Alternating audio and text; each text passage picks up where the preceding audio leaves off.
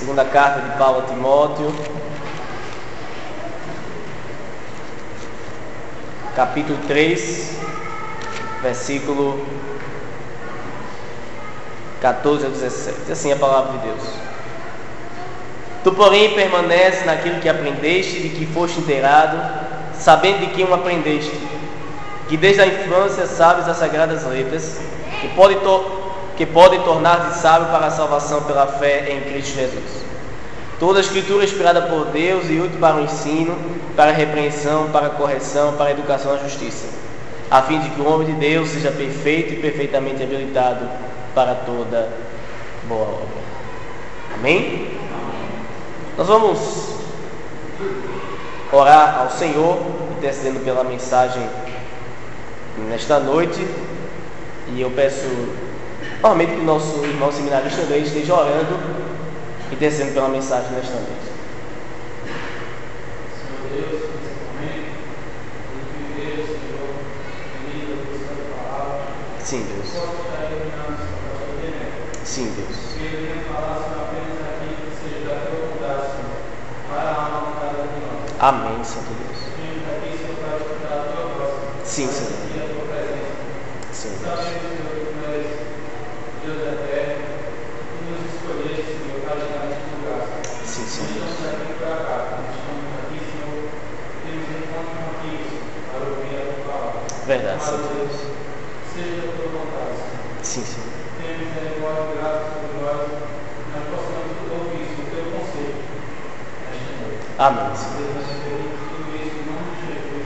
Amém. Amém, Senhor. Meus amados irmãos, o texto desta noite se encontra no Evangelho de Mateus, capítulo 23, versículo 33. Evangelho de Mateus, capítulo 23, versículo 33.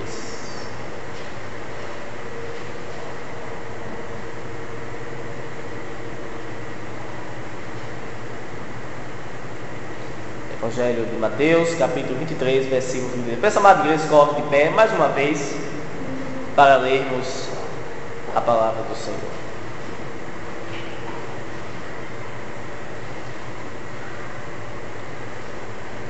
Mateus 23, 33. Serpentes, raça de víboras, como escapareis da condenação do inferno? Novamente, serpente, raça de víboras, como escapareis da condenação do inferno? A igreja pode sentar-se. Meus amados irmãos, no domingo passado nós falamos sobre a graça de Deus, o exercício soberano da graça salvífica de Deus. Falamos sobre eleição incondicional, sobre predestinação. E nesta noite nós vamos falar de um tema que não é muito popular, um tema que não se costuma escutar nos púlpitos da igreja contemporânea. E o tema desta noite é a realidade do inferno. Como escapareis da condenação do inferno? Meus amados, o inferno não é mencionado apenas em uma ou duas passagens obscuras das Escrituras, mas extensas porções da palavra de Deus falam desta doutrina. A Bíblia se refere mais vezes sobre a ira de Deus do que o seu amor. O nosso Senhor Jesus Cristo, Ele falou mais sobre o inferno do que sobre o céu. Talvez você esteja surpreendido, mas é verdade.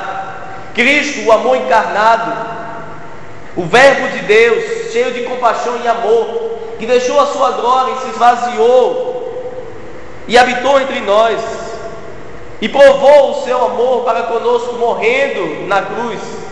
Muito frequentemente ele falava do juízo e das penas eternas.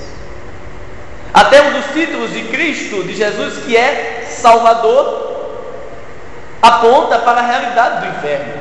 Pois Pois um Salvador salva alguém de alguma coisa. E o Senhor Jesus Cristo veio nos salvar da terrível realidade do inferno. Ele veio nos resgatar das mãos do inferno. E nós temos vários textos na palavra de Deus que falam sobre o inferno. E é assim que as Escrituras falam sobre esta doutrina, sobre este lugar. Mateus 25, 41 diz assim: apartai-vos de mim, malditos, para o fogo eterno. Mateus 13, 49 e 50: virão os anjos e separarão os maus entre os justos, e lançá-los-ão na fornalha de fogo, ali haverá pranto e ranger de dentes. O apóstolo Paulo também se refere à realidade do inferno. Filipenses 3, 18 a 19: porque muitos há, dos quais muitas vezes vos disse, e agora também digo chorando, que são inimigos da cruz de Cristo, o fim deles é a perdição.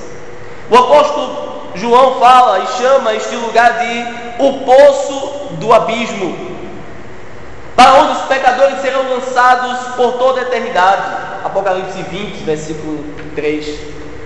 Também ele é chamado do grande largar da ira de Deus. Apocalipse 14, 19. É chamado de o lago de fogo, a saber, a segunda morte. Meus irmãos, o inferno é um lugar onde milhões de seres humanos estão encarcerados por toda a eternidade. Os especialistas dizem que aproximadamente 95 milhões de pessoas morrem ao ano. 95 milhões de pessoas morrem ao ano. Segundo essa estatística, a cada 1 segundo morrem 3 seres humanos. Provavelmente essa estatística ela aumenta a cada ano. Gostaria que todos pudessem falar Vamos lá? Todo mundo? Acabou de morrer 3 seres humanos. Dentro de 1 hora morrerá 11 mil pessoas neste mundo, homens e mulheres. E ao morrer, os seus destinos serão selados. Lugar de gozo eterno ou lugar de tormento eterno. O inferno é um lugar real. O inferno não é um estado mental. O inferno não é uma metáfora ou um símbolo, quando é descrito nas Escrituras. Não é os nossos sofrimentos atuais. Muitos dizem: este mundo é o inferno inferno está aqui. Não está. O inferno é um lugar com dimensões espaciais. Nós não sabemos a sua localização, mas é um lugar criado por Deus, para que todos aqueles que rejeitaram o Filho de Deus sofra eternamente, recebendo o seu devido castigo. O Senhor Jesus Cristo conta uma parábola do rico e Lázaro, no Evangelho de Lucas, capítulo 16.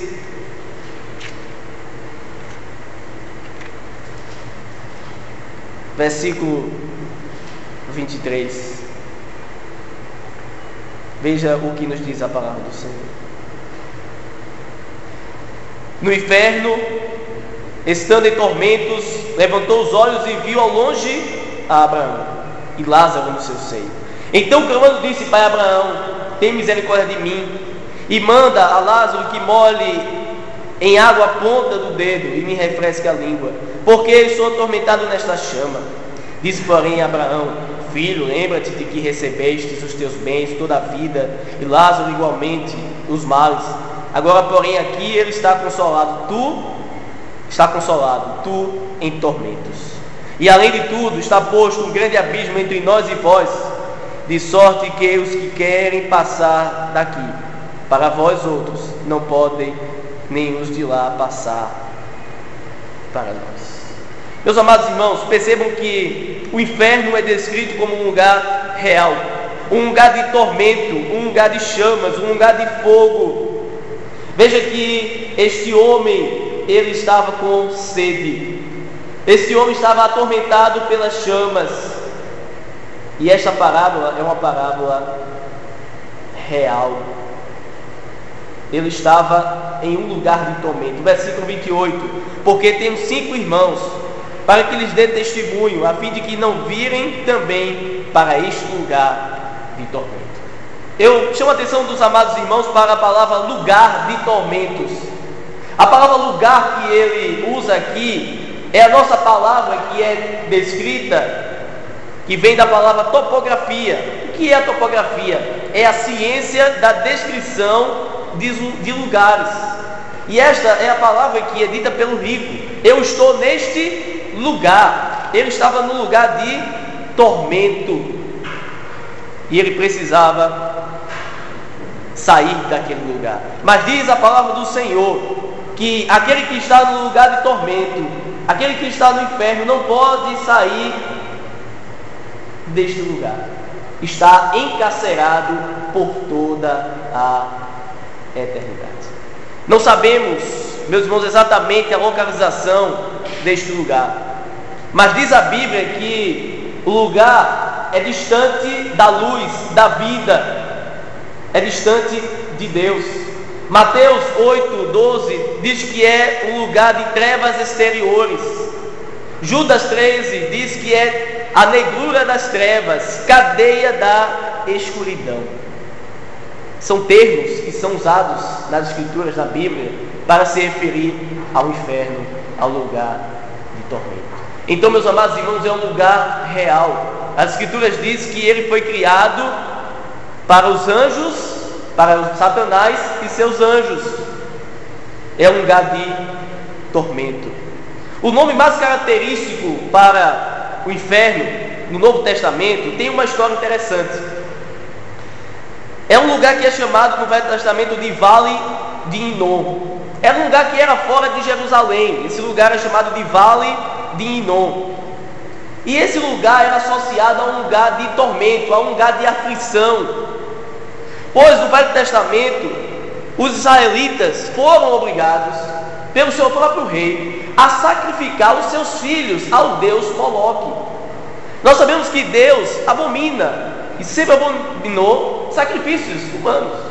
Mas os povos pagãos, os povos de outras nações, tinham esse costume terrível, diabólico, de sacrificar seres humanos. Moloque, o deus amonita, era considerado o deus da orgia. E os filhos de Israel tiveram e foram obrigados a sacrificar os seus filhos. Imagine o tormento. Quando nós abrimos em 2 Crônicas, capítulo 28, versículo 3. 2 Crônicas, capítulo 28, versículo 3, nós lemos o que se passou no Velho Testamento, no reinado de Acais. 2 Crônicas 28, 3. Também queimou incenso no vale do filho de Inom, e queimou a seus próprios filhos, segundo as abominações dos gentios, que o Senhor lançara diante dos filhos de Israel. Ainda também 2 Crônicas, capítulo 33, versículo 6.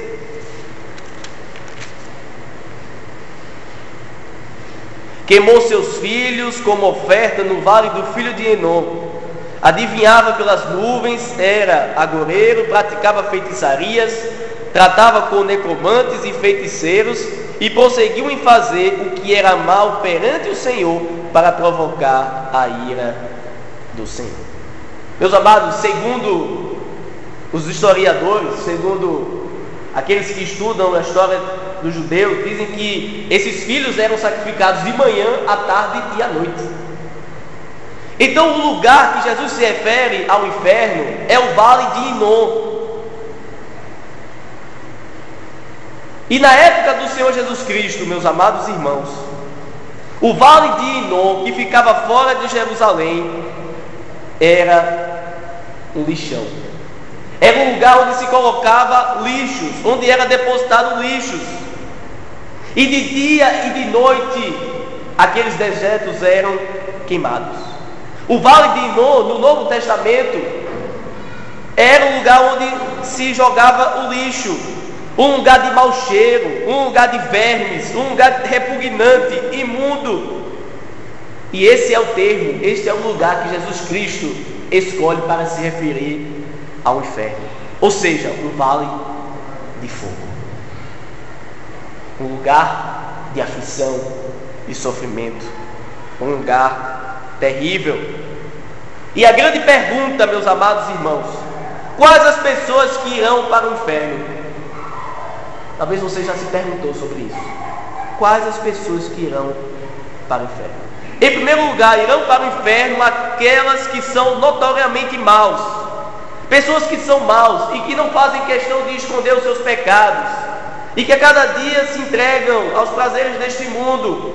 Pessoas maus. Vejam em Apocalipse capítulo 21, versículo 8. O apóstolo João descreve um grupo de pessoas que não entrarão no reino dos céus. Capítulo 21, versículo 8. Veja que João diz que ficarão de fora dos novos céus e nova terra.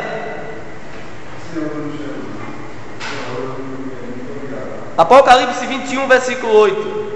Quanto porém aos covardes, aos incrédulos, aos abomináveis, aos assassinos, aos impuros, aos feiticeiros, aos idólatras e a todos os mentirosos, a parte que lhes cabe será no lago que arde com fogo e enxofre, a saber, a segunda morte. Também o apóstolo Paulo em Gálatas capítulo 5 também fala do grupo daqueles que não herdarão o reino dos céus. Capítulo 5, versículo 19 de Gálatas. Ora, as obras da carne são conhecidas e são prostituição, impureza, lascívia, idolatria, feitiçaria, inimizades, porfias, ciúmes, iras, discórdias, dissensões, facções, invejas, bebedices, glutonarias e coisas semelhantes a estas, a respeito das quais eu vos declaro, como já outrora vos preveni, que não herdarão o reino de Deus os que tais coisas praticam. Meus irmãos, a Bíblia fala que aquele que nasceu de novo, aquele que a palavra do Senhor habita nele, ele não tem mais prazer no pecado. Ele não vive mais pecando. A vida dele não é uma vida de prazer nas obras da carne a qual nós descrevemos. E diz o apóstolo Paulo que não herdarão o reino dos céus. Ficarão fora da Nova Jerusalém. Não poderão entrar. Ficarão como rico. Na parábola que Jesus contou, no lugar de tormento, com sede, atormentado pelas chamas. Há um grande abismo daqueles que estão na presença do Senhor e daqueles que estão em tormento eterno. Mas em segundo lugar, não somente as pessoas declaradamente maus irão para o inferno, mas o apóstolo Paulo fala de outro grupo. Pessoas que exteriormente são pessoas íntegras, decentes, seu bom vizinho, pais atenciosos, empregados confiáveis, vizinhos camaradas, mas que nunca confiaram em Cristo como Salvador e se recusaram em obedecer ao Evangelho de Cristo, também irão para o inferno. O apóstolo Paulo diz isso em 2 Tessalonicenses capítulo 1, versículo 8 ao 9.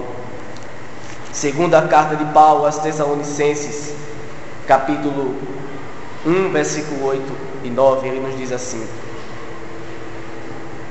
em chama de fogo, tomando vingança contra os que não conhecem a Deus e contra os que não obedecem ao Evangelho de nosso Senhor Jesus Cristo.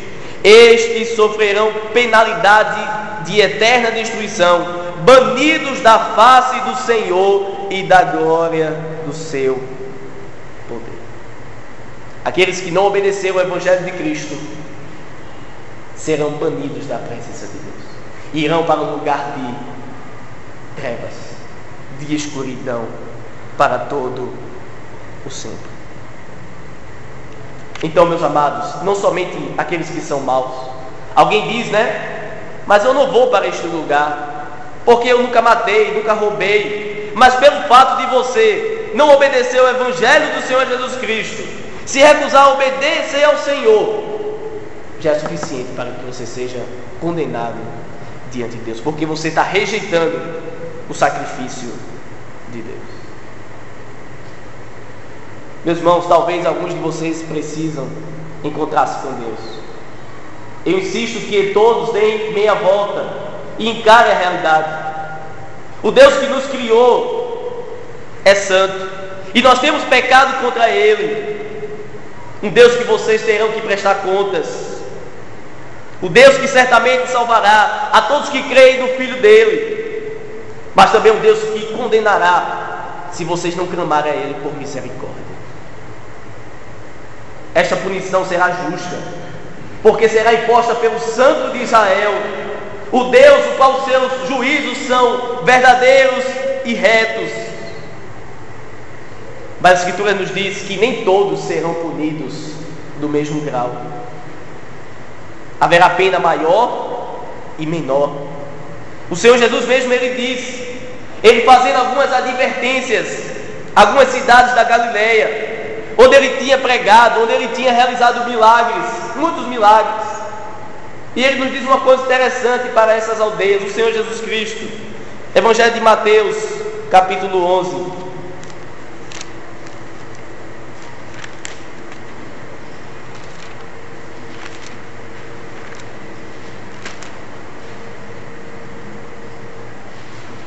versículo 20 em diante, Ele nos diz assim: passou então Jesus a increpar as cidades nas quais ela operara numerosos milagres, pelo fato de não terem se arrependido. E Jesus diz, versículo 21, ai de ti, Corazim, ai de ti, Betsaida, porque se em Tiro ou em Sidom se tivessem operado os milagres que em vós se fizeram, há muitos que elas se teriam arrependido com pano de saco e cinza. E contudo vos digo, no dia do juízo haverá menos rigor para Tiro e Sidom do que para vós outras. Tu, Cafarnaum, elevar-te-ás porventura até o céu? Descerás até o inferno? Porque se em Sodoma se tivesse operado os milagres que em ti se fizeram, teria ela permanecido até o dia de hoje. Digo-vos, porém, que menos rigor haverá no dia do juízo para com a terra de Sodoma do que para contigo. Essas aldeias, essas cidades eram respeitadas cidades pesqueiras da Galileia, cidades tranquilas, mas que foram feitos milagres. Meu irmão, eu digo para você que nasceu num lar cristão, para você que frequenta a igreja desde pequeno, e você que está se afastando dos caminhos do Senhor, haverá mais rigor para você, punição no inferno, do que para aquele que nunca conheceu o Evangelho de Cristo. O Senhor mesmo disse para Cafarnaum: haverá mais rigor para vocês, porque vocês ouviram a palavra, vocês tiveram oportunidade, viram os milagres, mesmo assim não se arrependeram. Povo duro de coração, duro a ser visto.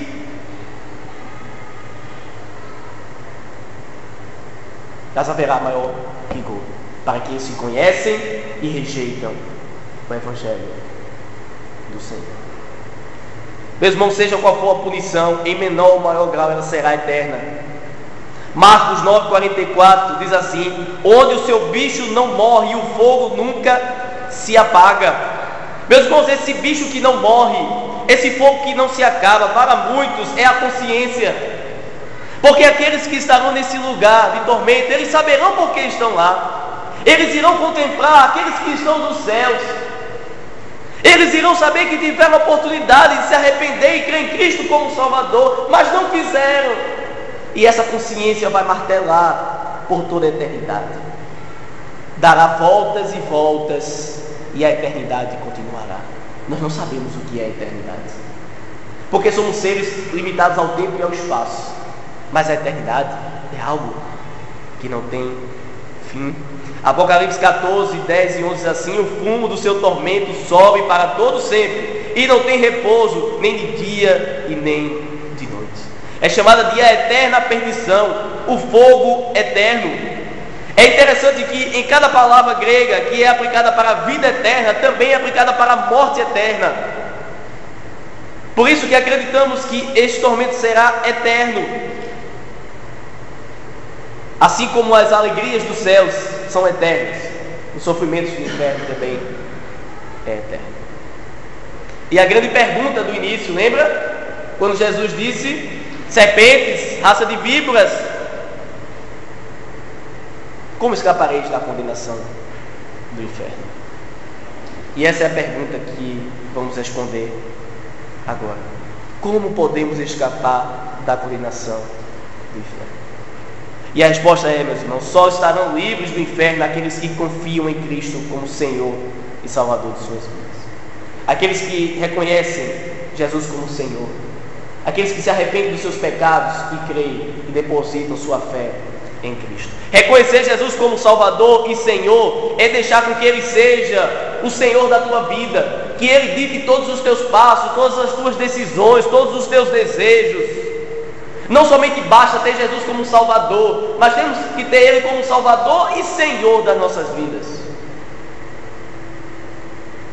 Nós temos que crer que Ele é Salvador, e assim teremos vida e vida eterna. João 3:36, Evangelho de João, capítulo 3, versículo 33, 36, nos diz assim: por isso, quem crer no Filho tem a vida eterna. O que todavia se mantém rebelde contra o Filho não verá a vida, mas sobre ele permanece a ira de Deus. Se você crer no Filho de Deus, você terá vida e vida eterna. Mas se você se manter rebelde para com o Filho de Deus, a ira de Deus permanece sobre você. É o Filho de Deus que nos faz passar a ira de Deus sobre nós. Ele bebeu o cálice da ira de Deus na cruz do Calvário para nos dar vida e vida eterna, se assim crermos no seu sacrifício e tomarmos a decisão de sermos um discípulo do Senhor. João 5:24 também nos diz, Evangelho de João capítulo 5, versículo 24: em verdade vos digo, quem ouve a minha palavra e crê naquele que me enviou, tem a vida eterna. Não entra em juízo, mas passou da morte para a vida. Se você crer no Filho de Deus, você passará da morte para a vida. Vida eterna. Meus amados irmãos, a palavra desta noite é dura, mas fala de uma realidade, uma grande realidade, uma realidade terrível. Eu lembro de uma ilustração onde uma casa que estava pegando fogo e aquela família não tinha despertado ainda do sono, mas passando alguém na rua viu que essa casa estava pegando fogo, mas já era 2 horas da manhã e ninguém quer ouvir alguém batendo na sua porta 2 horas da manhã dizendo: sua casa está pegando fogo. Mas é necessário falar, avisar, para que aquela família seja salva. É necessário falar da realidade do inferno. Se você morrer sem Cristo, sem tomar a decisão de seguir a Cristo, se você morrer amando este mundo, você vai para um lugar de tormento e terá mais vigor para aqueles que conhecem do que para aqueles que não conhecem. Que estejamos nos arrependendo dos nossos pecados, nos voltando para Deus em obediência ao Senhor. Que Deus nos abençoe nesta noite e que a palavra do Senhor ela penetre em nossos corações. Amém?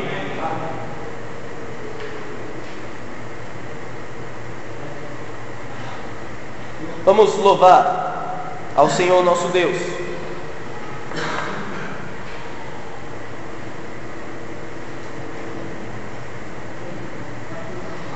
Página 77, o cântico 211, Alto Preço.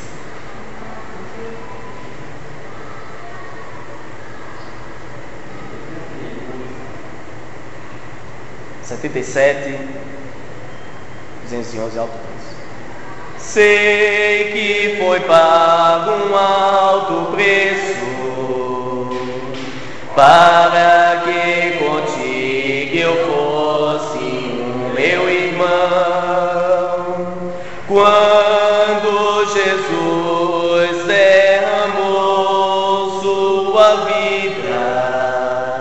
Ele pensava em ti, ele pensava em mim, pensava em nós. Eu sei que foi pago um alto preço para que contigo eu fosse um meu irmão. Quando Jesus derramou sua vida, ele pensava em ti, ele pensava em mim, pensava em nós, e nos via redimidos por seu sangue, lutando o bom combate do Senhor, lado a lado trabalhando, sua igreja edificando e rompendo as barreiras pelo amor.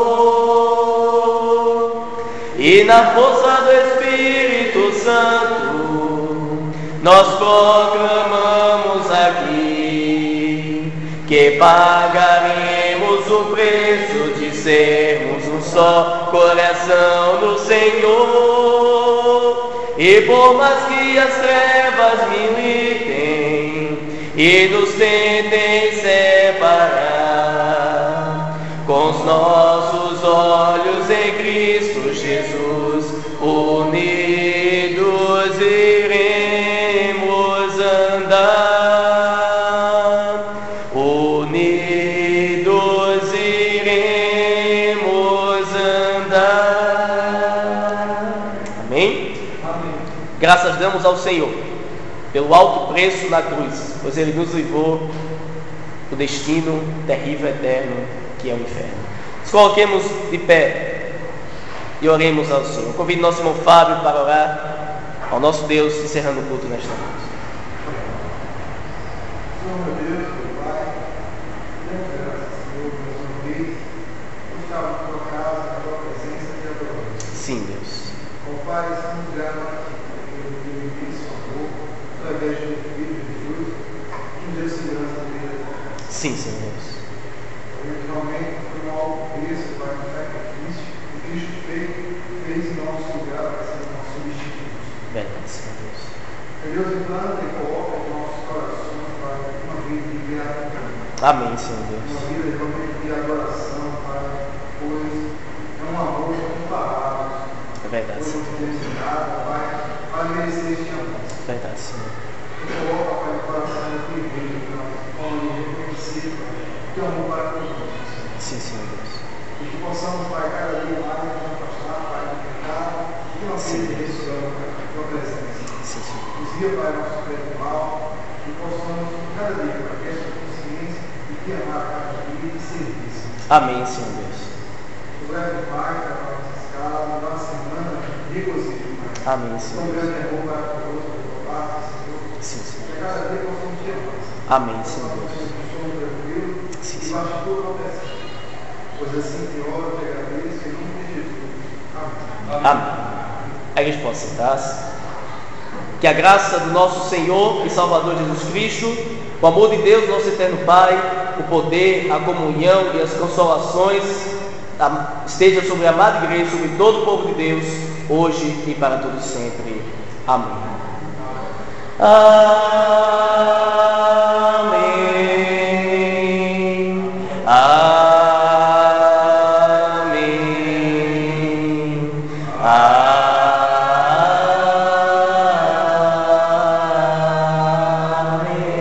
Amém.